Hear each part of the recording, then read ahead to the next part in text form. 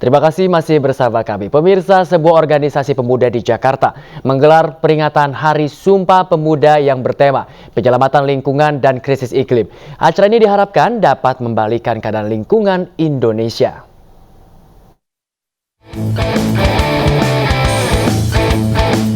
Bertepatan dengan Hari Sumpah Pemuda, organisasi Greenpeace menggelar kegiatan Youth Festival di tahun 2022.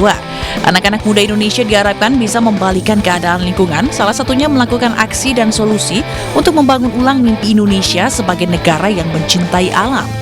Ari Rompas, juru kampanye Hutan Greenpeace Indonesia, mengatakan jumlah anak Indonesia yang menyentuh hampir 60% dinilai bisa membawa perubahan kondisi lingkungan.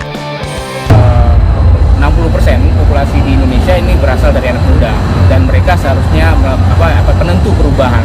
Tapi jika perubahan tidak terjadi, di mana semua sendi-sendi kehidupan di Indonesia ini masih dikuasai sama oligarki, itu tidak akan merubah. Justru mereka akan menjadi korban dari situasi politik, termasuk dampak-dampak lingkungan. Ari menambahkan, anak muda yang mendominasi mampu dan memiliki kekuatan untuk menyuarakan dan berkontribusi memperbaiki kondisi lingkungan, salah satunya hutan Indonesia. Dari Jakarta, Den Hilmi Sajangbati, iNews melaporkan. Kapolri Jenderal Listio Sigit Prabowo mengajak generasi muda khususnya mahasiswa untuk kawal NKRI, khususnya jelang tahun politik 2024. Pasalnya, tahun politik mudah membuat masyarakat terbelah karena pilihan politik.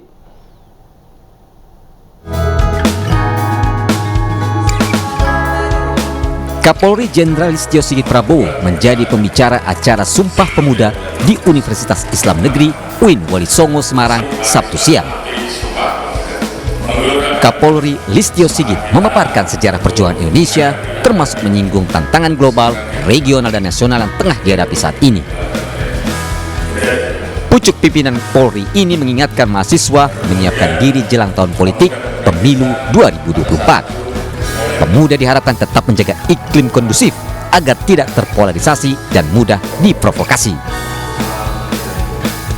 Saran utama untuk menjaga agar stabilitas Kaptimas tetap terjaga, stabilitas politik tetap terjaga, maka persatuan dan kesatuan seluruh masyarakat, seluruh elemen bangsa, seluruh elemen negara menjadi penting. Selain menekankan pentingnya menjaga persatuan dan kesatuan, khususnya di tahun politik 2024, Kapolri juga mengajak para mahasiswa memerangi paham radikalisme di lingkungan kampus. Dari Semarang, Jawa Tengah, Wisnu Wardana, iNews melaporkan.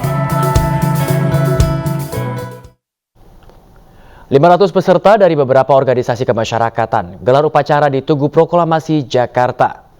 Memperingati Hari Sumpah Pemuda yang jatuh pada tanggal 28 Oktober 2022. Upacara memperingatinya digelar di Tugu Proklamasi. Tokoh pemuda Maluku, Umar K, menjadi pembaca teks Sumpah Pemuda. Sedikitnya 500 peserta dari beberapa organisasi kemasyarakatan hadir. Acara juga diisi dengan berbagai kegiatan seperti aksi donor darah PMI, pengobatan gratis, dan lain sebagainya. Maka saya hanya sekilas menyampaikan bahwa bangsa ini hari ini sakit.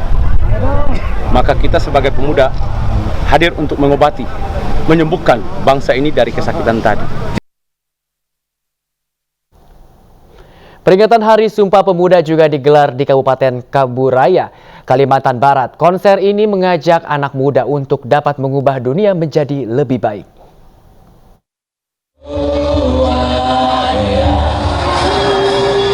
Konser pesan mendunia yang dilaksanakan di salah satu pusat perbelanjaan di Kabupaten Kuburaya berlangsung meriah. Acara ini juga dimeriahkan berbagai tarian daerah dengan membawakan lagu pesan mendunia menggunakan bahasa tiap etnis, membuat suasana konser penuh dengan semangat kebersamaan dan pesan persatuan.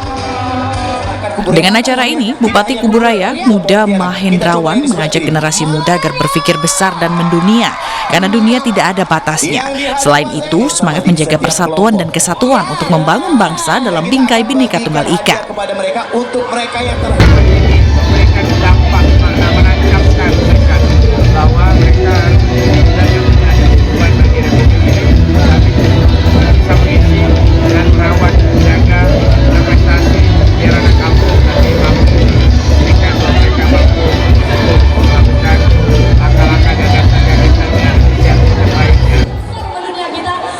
Konser ini digelar dengan menggandeng kaum muda milenial karena saat ini banyak pergeseran perspektif yang harus diakomodir dalam satu gerakan yang positif menggaungkan persatuan dan kesatuan dari keberagaman yang ada di Nusantara.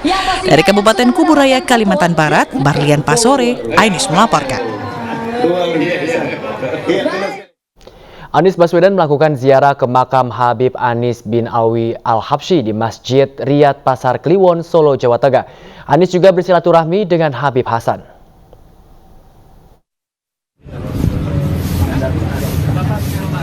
Anies Baswedan mengunjungi makam Habib Anis bin Alwi Al-Habsyi di Solo, Jawa Tengah. Rombongan disambut Imam Masjid Habib Hasan. Usai bersilaturahmi dengan Habib Hasan, Gubernur Jakarta 2017-2022 ini mengungkapkan kedatangannya ke Solo untuk ziarah sekaligus menghadiri pernikahan teman. Menurut Anies, ia sudah beberapa kali berziarah ke makam Habib Anis bin Alwi Al-Habsyi. Menurutnya, ziarah ke makam merupakan kesempatan yang mulia. Tadi hadir ke Solo, ada pernikahan sahabat, anaknya menikah, saya hadir di pernikahannya.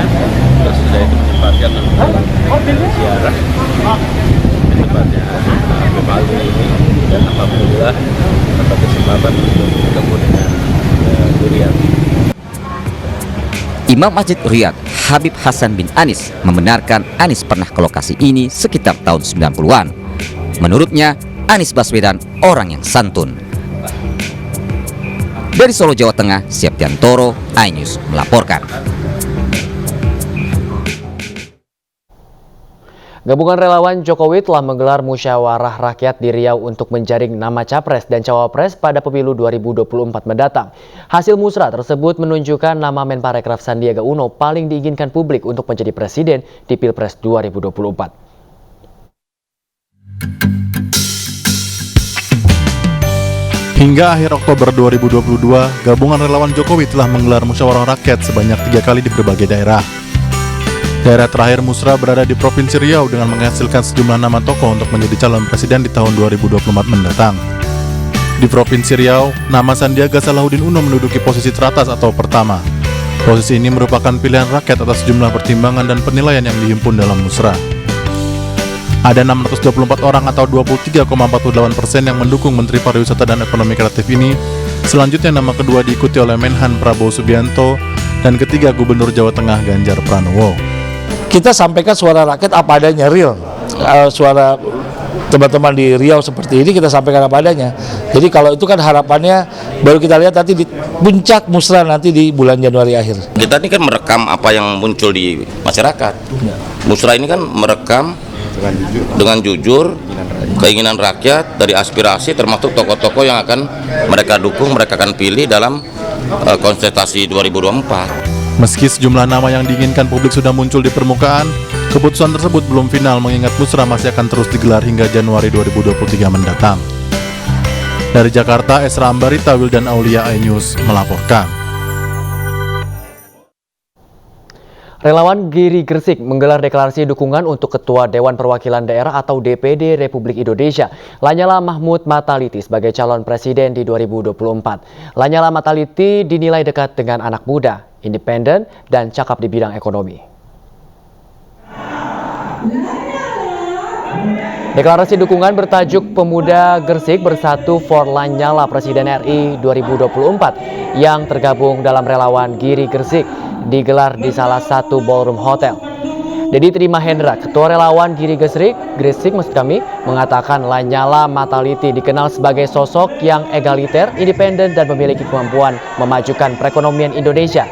Menurutnya Indonesia butuh pemimpin berjiwa muda, dekat dengan anak muda, serta mampu memahami kebutuhan dan persoalan pemuda. Nah, di sini kami membutuhkan pemimpin yang pemberani, pemimpin yang bisa membela rakyat kecil, khususnya untuk kaum-kaum yang membutuhkan seperti perekonomian ataupun pekerjaan. Di sini kami punya harapan besar beliau untuk menjadi presiden, untuk bisa menciptakan cita-cita negara ini, khususnya kepada rakyat Indonesia. Kader perempuan atau muslimat NWD memiliki peran penting strategis di wilayah Nusa Tenggara Barat. Hal ini tercermin dari tokoh muslimat NWDI Siti Rohmi Jalilah yang saat ini menjadi wakil gubernur Nusa Tenggara Barat. Seperti apa peran muslimat NWDI dalam pencapaian kader-kader penerusnya di kancah perpolitikan? Berikut liputannya untuk Anda.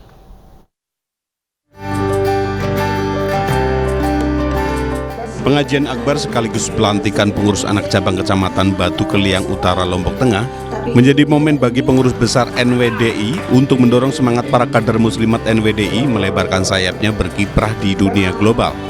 Muslimat NWDI diminta untuk terus belajar dan mengembangkan diri sehingga bisa menjadi aktor penting yang berperan dalam membangun bangsa dan negara. Hal ini disampaikan Ketua Pusat Muslimat NWDI Siti Rohmi Jalilah yang juga merupakan Wakil Gubernur Nusa Tenggara Barat. Untuk menghadapi resesi ke depan ini tentunya kekuatan itu harus datang dari keluarga. Belum dari keluarga, bagaimana kita ketahanan keluarga itu kuat, ya. Kemudian bagaimana pendidikan anak-anak, kesehatan anak-anak dan ekonomi keluarga secara mandiri itu kuat. Itu di situ peran daripada muslimat, peran ibu-ibu itu luar biasa besar. Tablik akbar yang digelar Kecamatan Batu Keliang Utara Kabupaten Lombok Tengah ini dirangkaikan dengan penyerahan hibah tanah untuk pembangunan madrasah Islamiyah di Desa Lantang. Dari Kabupaten Lombok Tengah, Muzakir, iNews melaporkan.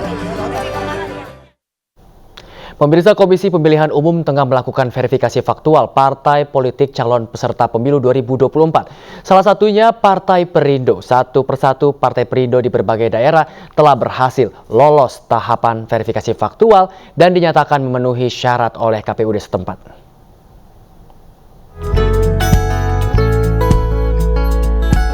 Tiga DPD Partai Perindo di wilayah Jawa Tengah secara serentak dinyatakan lolos tahapan verifikasi faktual oleh masing-masing KPUD setempat. DPD Partai Perindo Kota Magelang, DPD Partai Perindo Kabupaten Rembang, dan DPD Partai Perindo Kabupaten Jepara dinyatakan memenuhi syarat untuk mengikuti pemilu 2024. Hasilnya alhamdulillah memenuhi syarat sesuai dengan yang ada di masing-masing. Kita kepengurusannya juga semuanya hadir. Target pemilu di tahun 2024 untuk Partai Perindo Kabupaten Rembang kita satu fraksi. Untuk persyaratan anggota kita menyebutkan ada 648 anggota yang menjadi syarat wajib untuk ketentuan KPUD, tapi yang kita ajukan hampir sekitar 814 anggota. Partai Perindo Kabupaten Jepara sudah diverifikasi faktual oleh KPU dan tadi dinyatakan MS ya, memenuhi syarat. Sementara itu di Provinsi Sumatera Selatan, DPD Partai Perindo Kabupaten Empat Lawang dan DPD Partai Perindo Kota Lubuk Linggau juga dinyatakan kelengkapan syarat kepengurusan, domisili kantor, dan keanggotaan oleh KPUD setempat. Alhamdulillah, verifikasi faktual dari KPUD Kabupaten Empat Lawang sudah kita jalani. Insya Allah mudah-mudahan ke depan Partai Perindo Kabupaten Empat Lawang akan tetap mengikuti aturan-aturan yang sudah ditetapkan oleh KPUD. Partai Perindo Kota Lubuk Linggau ke depannya setelah memenuhi syarat dan ke depan kita akan semakin solid dan akan mencari caleg-caleg yang berkualitas. Pasca verifikasi faktual ini, Partai Perindo di berbagai daerah di tanah air semakin memantapkan langkahnya menuju pemilihan umum 2024. Tim Liputan iNews melaporkan.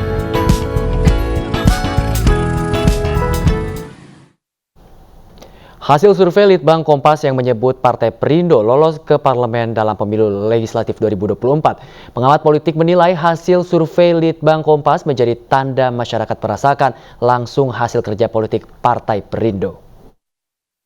Misalnya menunjukkan belakangan ini sejumlah partai politik yang saat ini tidak lolos parlemen seperti Perindo memiliki tingkat elektabilitas yang cukup signifikan 4,5%. Ini menunjukkan bahwa kerja-kerja politik Perindo selama ini dirasakan secara positif oleh masyarakat. Mungkin karena ada kerja nyata yang sangat langsung dirasakan, misalnya ada ambulan keliling, ada gerobak Perindo ataupun bantuan-bantuan sosial terutama kepada pihak-pihak yang selama ini membutuhkan. Variabel ini yang mungkin bisa menjelaskan kenapa dalam survei Kompas, partai politik yang saat ini sedang berjuang menuju 2024 seperti Perindo mendapatkan suara yang cukup signifikan. Badan Kependudukan dan Keluarga Berencana Nasional atau BKKBN menerima penghargaan Collaboration and Partnership in Stunting Prevention dalam ajang Indonesia Award 2022. Acara ini diselenggarakan oleh iNews sebagai wujud apresiasi untuk sejumlah pihak yang memberikan dampak signifikan dalam usaha pemulihan ekonomi nasional maupun daerah. Penerima penghargaan Indonesia Awards 2022 untuk kategori Synergetic Stakeholders Partnership dan penerimanya adalah dengan hormat kami mengundang Bapak Hasto Wardoyo selaku Kepala Badan Kependudukan dan Keluarga Berencana Nasional BKKBN meraih penghargaan di ajang Indonesia Awards 2022 dengan kategori Collaboration and Partnership in Stunting Prevention. BKKBN dinilai telah menunjukkan langkah-langkah inspiratif dan kolaboratif untuk memulihkan kembali bangsa Indonesia pada masa pandemi COVID-19.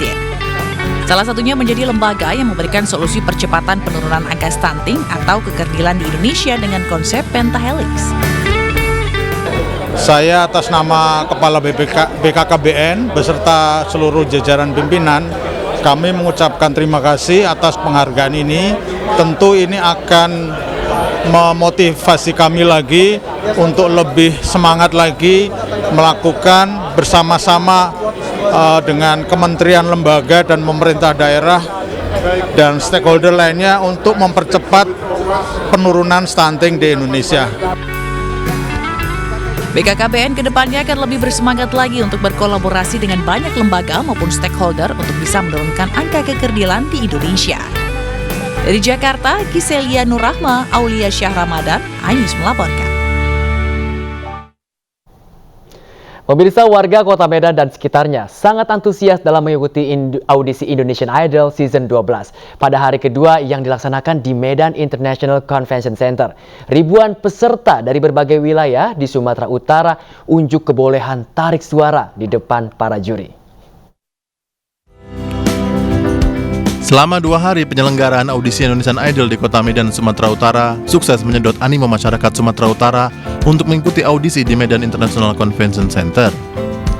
Sebanyak 2.223 peserta dari berbagai wilayah di Sumatera Utara turut memeriahkan ajang pencarian bakat paling bergengsi ini. Motivasi intinya itu ingin memberikan yang terbaik dan memberitahu kepada semua bahwasanya setiap orang itu bisa nyanyi tanpa alasan apa. Persiapan aku sebelum aku ikut audisi ini, ya pasti aku latihan, cukup tidur, terus aku juga ada minum jus herbal gitu untuk tenggorokan aku, ya gitu sih. Kota Medan merupakan kota besar ketiga yang menjadi sasaran audisi Indonesian Idol Season 12. Audisi akan hadir di puluhan kota lainnya di Indonesia. Tunggu kehadiran audisi Indonesian Idol di kota Anda. Dari Medan, Sumatera Utara, Ahmad Ridwan Nasution, iNews melaporkan. Rumah Sakit Umum Daerah Al-Ihsan, Jawa Barat mendapatkan penghargaan Hospital Service Management di ajang Indonesia Award 2022. RSUD Al-Ihsan dinilai telah berhasil melayani masyarakat dengan program yang dimilikinya. Mengundang Ibu Dewi Basmala, Direktur RSUD Al-Ihsan Provinsi Jawa Barat atau yang mewakili untuk menerima apresiasi RSUD Al-Ihsan Pemprov Jawa Barat sebagai Excellence Hospital Services Management. RSUD Al-Ihsan Jawa Barat mendapat penghargaan Excellent Hospital Service Management dalam Indonesia Awards 2022 yang dilangsungkan di Jakarta Concert Hall, Jakarta Pusat. Penghargaan dalam kategori Synergetic Stakeholder Partnership ini diberikan sebagai apresiasi pada RSUD Al-Ihsan karena berhasil melayani masyarakat Jawa Barat dengan program yang diterapkan. Pada malam ini kami mendapatkan tentang hospital services dan yang kedua adalah inovasi tentang sinergis stakeholder partnership. Jadi di situ dikatakan bahwa sebenarnya bagaimana kolaborasi untuk sesuatu program dengan cara secara pentahelix. Saya apresiasi ya karena hal tersebut juga sebagai alat motivator untuk kami semuanya untuk bisa berkiprah di dalam melayani khususnya melayani kesehatan terhadap masyarakat lebih luas. Paling meriah untuk para penerima penghargaan ini selanjutnya akan dijadikan motivasi bagi RSUD Al-Ihsan untuk melayani masyarakat lebih luas.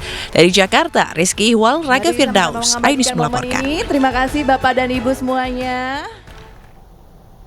Pertamina siap menggelar ajang lomba lari dan festival ramah lingkungan bertajuk Pertamina Eco Run Fest 2022 di Jakarta. Pertamina Eco Run Fest 2022 hadir dengan konsep baru yang lebih fresh dari ajang lari tahunan Pertamina Eco Run yang telah rutin diselenggarakan sebelumnya.